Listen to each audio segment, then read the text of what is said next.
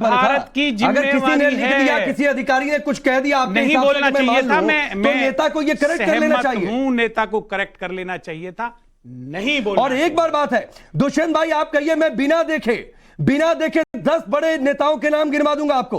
किसने क्या क्या कहा था, शिवराज पाटिल ने क्या कहा था, तमाम नेताओं की लंबी फहरिस्त है। मुझे नहीं लगता है कि इतनी लंबी फहरिस्त किसी दूसरी पार्टी में होगी। कांग्रेस बड़ी पार्टी है। आज जो पार्लियामेंट के अंदर सदस्य लोग बैठे हुए हैं, उनमें से 170 लोग ऐसे हैं जिनकी बैकग्राउंड कांग्रेस से रहा है, और आज वो कांग्रेस के विपरीत विचारधारा में आज वो विपरीत विचारधारा में, तो क्या कह सकते हैं, ये विडंबना है या ये लोकतंत्र की खूबसूरती है? मैं जवाब देता हूं। बात यह कि बात को घुमाने की कितनी कोशिश करी जाए, पर देश कांग्रेस के डीएनए से परिचित है। आपने एक लंबी फहरिस्त बताई, लिस्ट तो बहुत लंबी है। आपने रामायण का प्रसारण शुरू किया होगा और फिर राम को काल्पनिक बता दिया। भगवा आतंकवाद अधिकारी ने नहीं बोला था, देश के गृह मंत्री ने बोला था, और उसका खंडन आपके पूरे परिवार से कोई नहीं कर पाया, पूरी पार्टी से कोई नहीं कर पाया। इसलिए डीएनए जो है कांग्रेस पार्टी का, वो तुष्टीकरण का डीएनए है। जब अपनी कन्वीनियंस पे लगता है कि नहीं, हिंदुओं को साधने के लिए कहा जाए तो ऐसा करा जाएगा, कभी मुसलमानों के लिए लगता है तो वैसा करा जाएगा। जिस धर्म संप्रदाय पंथ के लिए जो बात लगेगी वोटों के लिए, वो तुष्टीकरण करने के लिए कांग्रेस पार्टी कभी पीछे नहीं रही, और वही उसी का परिणाम है कि इतनी बातें कही जाती हैं। और आज भी जितने नेता इनके मौजूद है, अभी बहुत कहा गया कि इतने नेता भाजपा में आ गए, ऐसा हुआ वैसा हुआ। आज तो भारतीय जनता पार्टी में कोई आकर ऐसा नहीं कह रहा। आपके नेता तो आज भी नहीं चूकते।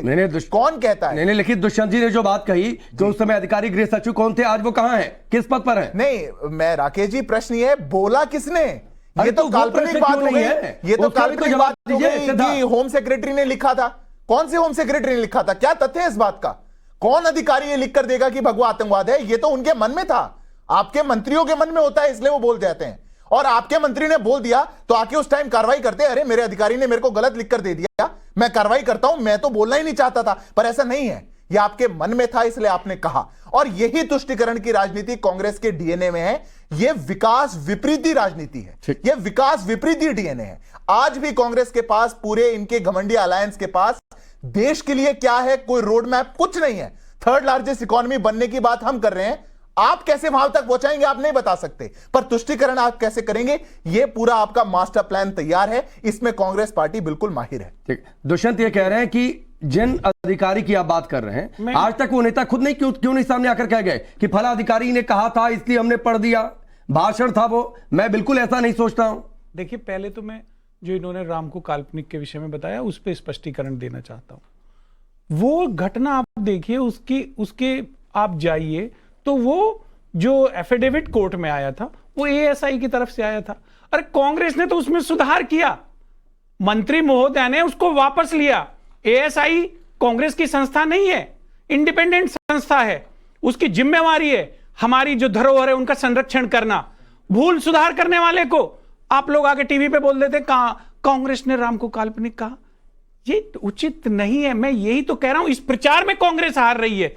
कांग्रेस ने अच्छा किया है लेकिन प्रचार नहीं हो पाता है। मैं जवाब देता हूं। इसी प्रकार से जो आपने अब ये तो भूल गए, अब इधर उधर की बातें करने लगे। भाई आरके सिन्हा को क्यों रखा आपने? मैं तो नाम लेके कह रहा हूं, निकाल दीजिए कैबिनेट से, जिन्होंने भगवा आतंकवाद की, जिनके वक्त पे जो आंतरिक सुरक्षा के, देश की आंतरिक सुरक्षा के, देश की आंतरिक सुरक्षा के हेड थे। हम इससे इत्तेफाक नहीं रखते हैं। राजीव गाबा को लगातार प्रमोशन एक्सटेंशन अगर आरके सिन्हा की अकेले गलती थी तो पी चिदम्बरम शिंदे ने क्यों नहीं आकर कहा कि हम नहीं इत्तेफाक करते? मैं तो मान रहा हूं जी, मैं उस पर बहस नहीं कर रहा, मैं तो कह रहा हूं गलती है। और सलमान खुर्शीद की किताब जैसी कोई चीज है ही नहीं दुनिया में, लेकिन बराबर के दोषी वो अधिकारी भी हैं सलमान खुर्शीद की किताब जिसमें बोकर हम आईसी से तुलना कर दी जाती है।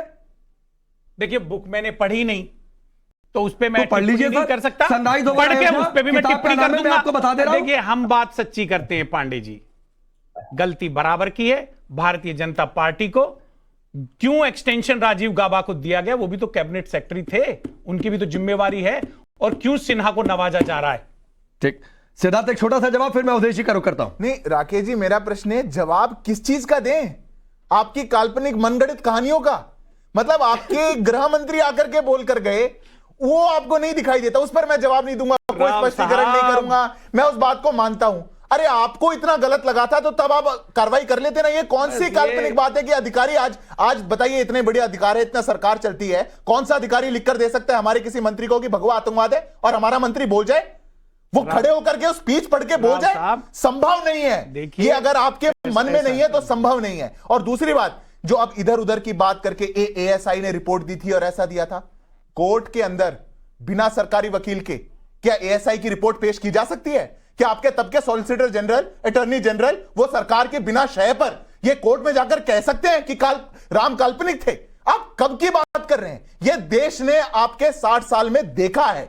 और आज ये डीएनए से जब देश पूरा वाकिफ हो चुका कि आपके तुष्टिकरण का डीएनए ये है, तब आज ही संभव हुआ है की बात करेंगे, जब सारी शक्तियां नियंत्रित करके एक कुर्सी के अंदर, एक चेयर के अंदर निहित कर दी गई हैं।